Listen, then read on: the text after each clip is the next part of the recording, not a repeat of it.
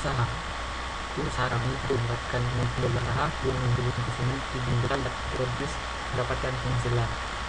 Deskripsi tentang usaha. Jenis usaha adalah menjual mengadakan modal termudah di konversi, yaitu cheese cake rumah.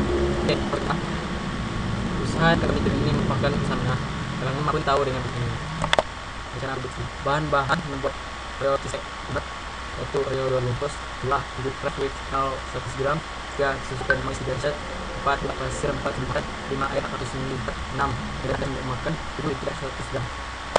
Alat untuk membuat Oreo cheese lumer: 1 panci, 2 sendok, 3 parutan, 4 pisau, 5 jar stoples berita, 6 kompor. Terima kasih.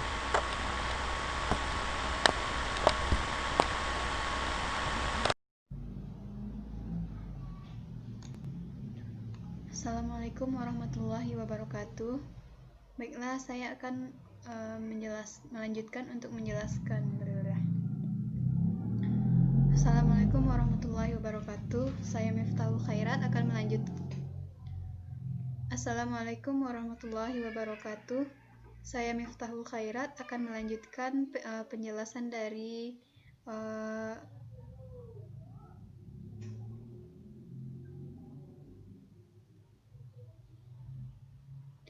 Assalamualaikum warahmatullahi wabarakatuh. Baiklah, saya Miftahul Khairat akan melanjutkan menjelaskan, yaitu cara pembuatan dari Oreo cheesecake lumer. Pertama, campurkan semua bahan kecuali maizena dan Oreo ke panci, aduk sampai merata, lalu masak dengan api kecil hingga mendidih. Yang kedua, masukkan maizena, aduk terus sampai kental dan meletup-letup, lalu angkat dan dinginkan. Lalu susun lapisan Oreo dan cheese cream lumer dengan cara memasukkan Oreo ke jar, tuangi cheese cream, beri Oreo lagi, lalu tuangi lagi cheese cream, beri topping keju parut. Yang keempat, tutup jar, simpan di dalam kulkas, sajikan dingin lebih nikmat. Rencana pemasaran. Analisis persaingan usaha atau SWOT. Pertama, strength atau kekuatan. Bahan bakunya mudah ditemukan. B, memiliki rasa khas tersendiri. C, harga terjangkau. Dan D, menggunakan bahan dan proses yang berkualitas. Yang kedua yaitu weakness atau kelemahan. Yang A, tidak tahan lama.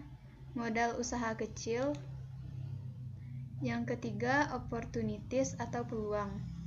Minat akan makanan ringan tinggi. Makanan ringan yang kaya akan kandungan gizi, banyak disukai oleh berbagai kalangan. Yang keempat, threats atau ancaman. Banyak minat makanan disertai variasi lain.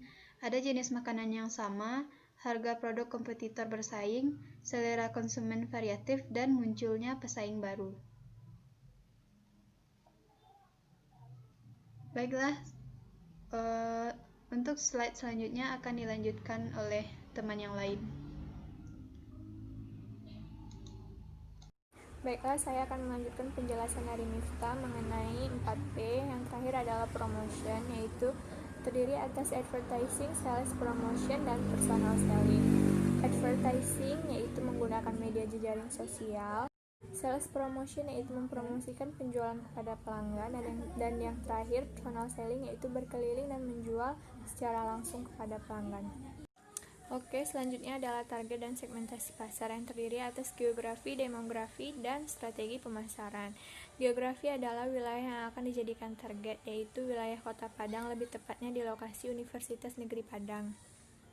Yang terakhir yaitu strategi pemasaran. Yang pertama adalah perkenalan bisnis, yang kedua membangun jaringan dengan usaha lain yang mendukung, yang ketiga menciptakan inovasi, yang keempat meningkatkan kualitas pelayanan, dan yang terakhir adalah media pemasaran. Assalamualaikum warahmatullahi wabarakatuh. Perkenalkan, nama saya Mutia Utami Fajriya Subuh dengan NIM 20042239 dari Prodi Ilmu Administrasi Negara. Saya akan mempresentasikan materi tentang strategi pemasaran. Ada beberapa cara strategi pemasaran. Yang pertama ada perkenalan bisnis.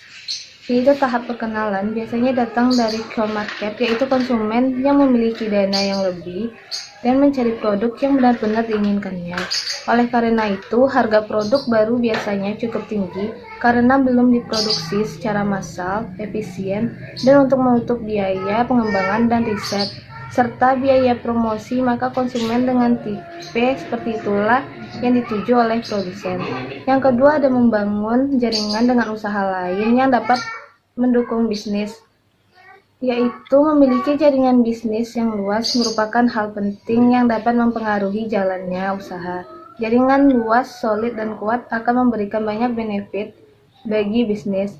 Peluang kerjasama, pemasaran, atau bantuan dalam hal teknis merupakan beberapa manfaat yang bisa didapatkan jika memiliki jaringan bisnis yang dibangun dengan baik. Yang ketiga, ada menciptakan inovasi pada desain yang ditawarkan.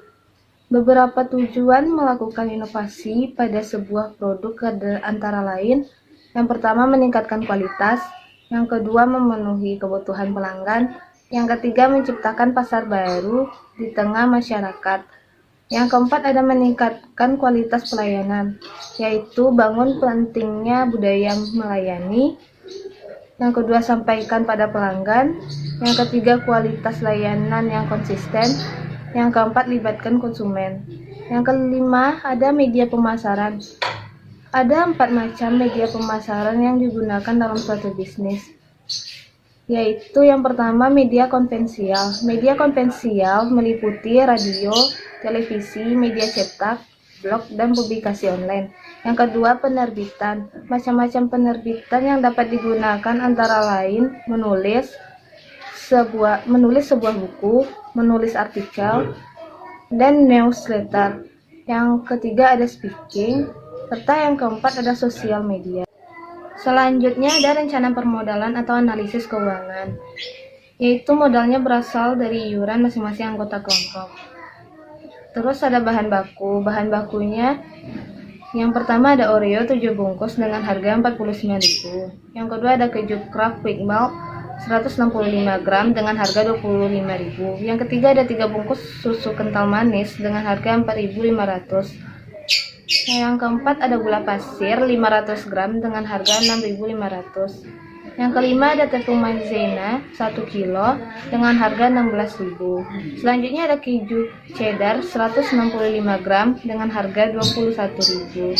Total harga bahan baku semuanya adalah 122.500. Biaya perlengkapan. Untuk biaya perlengkapan, yang pertama ada cup plastik 5 pieces dengan harga 20.000. Yang kedua ada sendok 5 pieces dengan harga 8.000. Jadi totalnya 28.000. Perkiraan pengeluaran sama dengan modal dibagi produksi. Modal dengan harga 150.000 dibagi dengan produksi 50.000 sama dengan harganya 3.000. Assalamualaikum warahmatullahi wabarakatuh. Saya akan melanjutkan presentasi dari kelompok saya. Yang pertama itu biaya perlengkapan, cup plastik 50 pieces 20.000, sendok 50 pieces 8.000. Total biaya perlengkapan kami adalah 28.000. Perkiraan pengeluaran HPP sama dengan modal dibagi produksi. Modal 150.000 dibagi produksi sebanyak 50, yaitu 3.000. Perkiraan laba atau rugi. Laba yang diinginkan 25% sama dengan laba kali HPP. 35% dikali 3.000 hasilnya 4.000. Jadi harga jual sebesar Rp4.000. Rencana organisasi, manajemen itu saya sendiri, produksi semua anggota kelompok, pemasaran semua anggota kelompok, keuangan 1 orang yaitu Mutia Utami. Resiko yang bisa terjadi itu adanya sabotase terhadap usahanya, harga bahan-bahannya turun naik, adanya persaingan, adanya cash flow yang tersendat-sendat, tingkat penjualan yang rendah, kacaunya distribusi, adanya bencana alam, dan adanya pencurian dan penipuan. Sekian presentasi dari kelompok kami, maaf bila ada kesalahan. Assalamualaikum warahmatullahi wabarakatuh.